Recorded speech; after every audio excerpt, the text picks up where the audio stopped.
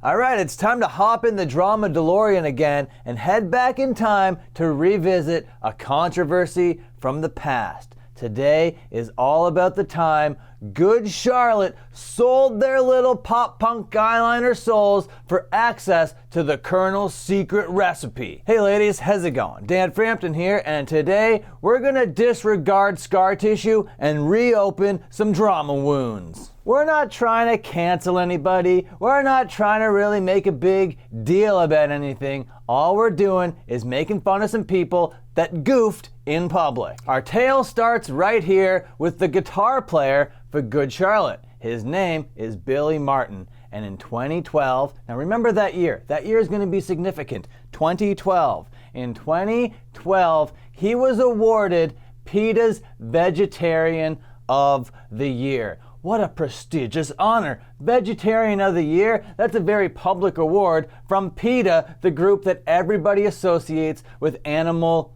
liberation. And I'm not here to get into the whole political side of what PETA is and what PETA is all about and the controversies that they've been in. That's a whole thing for a whole other channel. But it was 9 years prior to that when it was very fashionable for punk rock and ethics to come together that they got Fat Mike to put together one of his favorite things ever, a compilation. And this time, this compilation was all about the liberation of animals for PETA. The Liberation CD. And what's going to be interesting to note here is that Good Charlotte found themselves on this record. But not only did they find themselves on this record, they recorded for this record. They made an acoustic version of their song, Lifestyles of the Rich and Famous. And that is rich, and it's going to get more ironic the more this video goes on. Lifestyles of the Rich and Famous, Good Charlotte. So all the way up until now, Good Charlotte has this reputation of being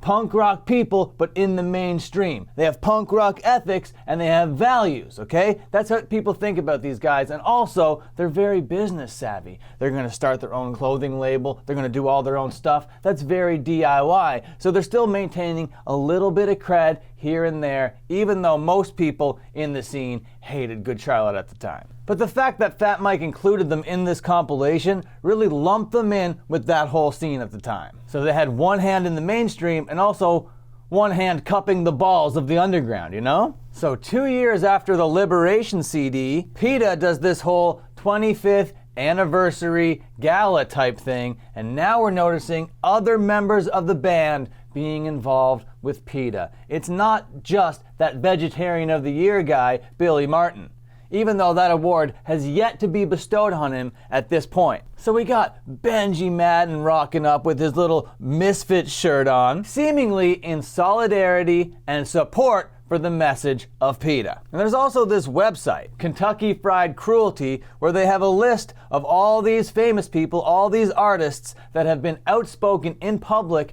against KFC. And right there in the first row, we see Good Charlotte. Not only are we seeing Good Charlotte on the list here in words, but we're seeing the boys of Good Charlotte up here protesting as well. And that's gonna get a little bit more interesting the more tabs we pull up here. Because now we're gonna find ourselves back at 2012. Remember how I said remember the year 2012 and how it would be significant? Well, that was the year that PETA awarded Billy Martin for Vegetarian of the Year. But that was also the year that the Madden brothers traveled all the way to Australia to be sponsored by KFC. Here they are on sponsored television just scoffing down the stuff, making sure that it's in shot, you know. They're on the cricket pitch there and they gotta have the KFC in hand. This is the same year that they're awarding the guitar player for being Vegetarian of the Year. And okay, on one point you're saying, yeah, that's the guitar player and these guys are the Madden brothers. That's two different things. But to that I would say, they've showed solidarity as a band against KFC in the past, okay? So that's why this whole argument of hypocrisy comes into play. On one hand, you're protesting against the cruelty, the animal abuse of chickens in the States or whatever, and on the other hand, you're traveling down to sunny Australia to get handed cash, fist over fist, just because your band is about 10 years past its prime. Did you really think that you could avoid these optics? This is crazy. You're just gonna travel to Australia in a time where the internet exists and everything is connected, and promote something that you're actively against in your hometown?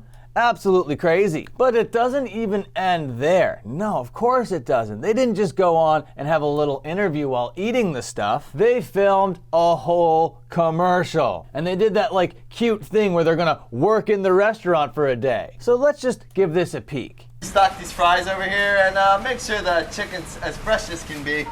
Make sure the chicken is as fresh as could be, Mr. Madden says. Oh, what's he gonna do? Is he gonna take some orders? This is gonna be so wacky and goofy. Hi. Welcome to KFC. Oh, did you see that double take? Totally not an actor. Very genuine double take. Joel! How's it going? Oh well, gonna hot flash. Like anyone in 2012, 2013 time knows who the Madden brothers are anymore. They had that one song, and that was that PETA song, Lifestyles of the Rich and Famous. Yeah, I know they're one of those bands that you think back and you're like, okay, the early 2000s were all about Good Charlotte, but they weren't around for that long. They had maybe 1 or 2 tracks. Oh, it's all right. We have chicken for that. Oh! We have chicken for your hot flashes, he says. Oh, what a guy, Mr. Madden. Who genuinely doesn't know who they are. He's just like, give me my food. I don't care about this cute thing you're doing. But we gotta see how it ends. All right, we still got the hot flash woman here. Little guys. Careful there. Careful. Okay, now.